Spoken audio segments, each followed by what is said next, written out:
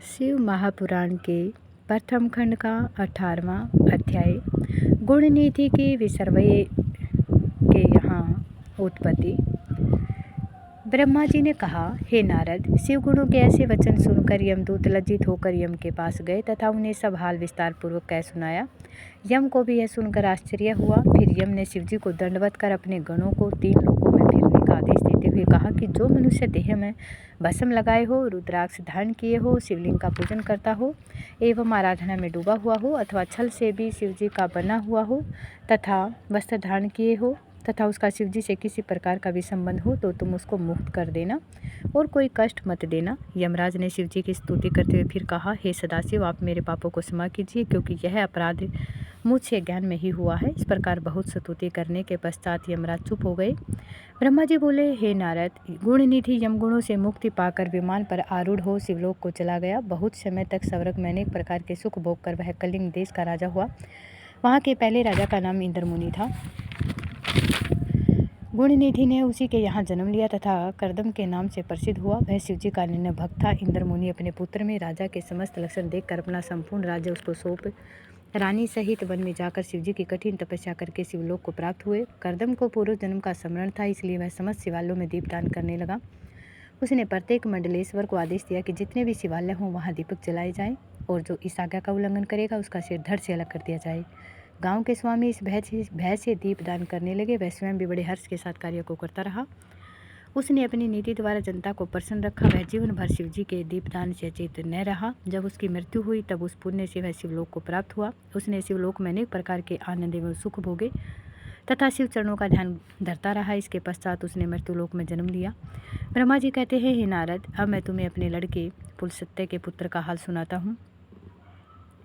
मेरे पुत्र पुलस्त्य के विसर्वा नाम का एक पुत्र हुआ। विसर्वा के 3 स्त्रियां थी। वे तीनों ही विष्णु तथा शिव की भक्त थी। विसर्वा की सबसे छोटी पत्नी से विभूषण नाम का पुत्र उत्पन्न हुआ। विभूषण विष्णु का ऐसा भक्त हुआ कि वह इस अथाह संसार सागर से पार हो गया। विसर्वा की मंजली पत्नी से 2 पुत्र रावण तथा कुंभकर्ण तुम्हारे शाप के फलस्वरूप उत्पन्न हुए। वे दोनों ही शिव के भक्त बनकर अनेक प्रकार के संसारी भोग विलासों में लिप्त हो गए। उनमें से रावण ने शिवजी की कठिन तपस्या कर उससे वरदान प्राप्त किया। उसने तेज एवं प्रताप से संसार भर में राज्य किया। विष्णु भगवान ने उसका नाश करने के लिए स्वयं द्विभुज नाम मानव अवतार लिया था, जिनका नाम राम हुआ, परंतु वे रावण का नाश न कर सके। तब उन्होंने शिवजी की आराधना कर अपने कठिन तप से उनको प्रसन्न किया और शिव के अवतार अर्थात श्री हनुमान जी साथ लेकर वानरों की सहायता से रावण वध किया तथा उसके वंश को ही मिटा डाला। विसर्वा की सबसे बड़ी पत्नी का नाम सटतिला था। उसके उदर से गुण निधि का जन्म हुआ, जिसका वर्णन पहले किया जा चुका है। विसर्वा ने पहले लंका में रहकर जो उचित था वह किया। फिर काशी में आकर घोर तपस्या की, जिसमें शिवजी उस पर अत्यंत प्रसन्न हुए। शिवजी का वरदान पाकर उससे अलकापुरी का राजा हुआ तथा दिक्पति के नाम से प्रसिद्ध हुआ। उसे राज्य करते हुए 1 कल्प व्यतीत हुआ।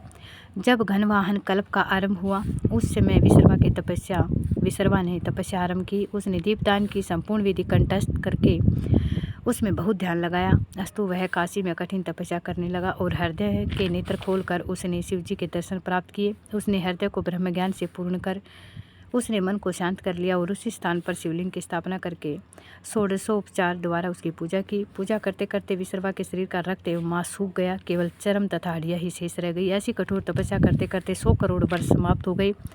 उसकी ऐसी कठिन तपस्या को देखकर शिवजी पार्वती सहित विसर्वा के पास पहुँचे और वर मांगने के लिए कहने लगे। तो भक्तों, इस अध्याय से हमें शिक्षा मिलती है कि भगवान शिव की कृपा असीम है। एक व्यक्ति चाहे कितनी भी गलतियाँ कर चुका हो, यदि उसके जीवन में शिव भक्त का प्रकाश आ जाए तो उसका भाग्य बदल सकता है। गुण निधि की कथा हमें बताती है कि शिव नाम और शिव कृपा मनुष्यों को पतन से उठाकर सम्मान और कल्याण के मार्ग पर ले जा सकती है। इसलिए हमें अपने जीवन में सदाचार, भक्ति और अच्छे कर्मों को अपनाना चाहिए। भगवान शिव की शरण में जाने वाला कभी निराश नहीं होता। हर हर महादेव। भगवान शिव आप सभी पर अपनी कृपा बनाए रखें। यदि आपको यह कथा पसंद आई हो तो वीडियो को लाइक, शेयर और चैनल को सब्सक्राइब अवश्य करें। अगले अध्याय की दिव्य कथा के साथ फिर मिलेंगे। हर हर महादेव।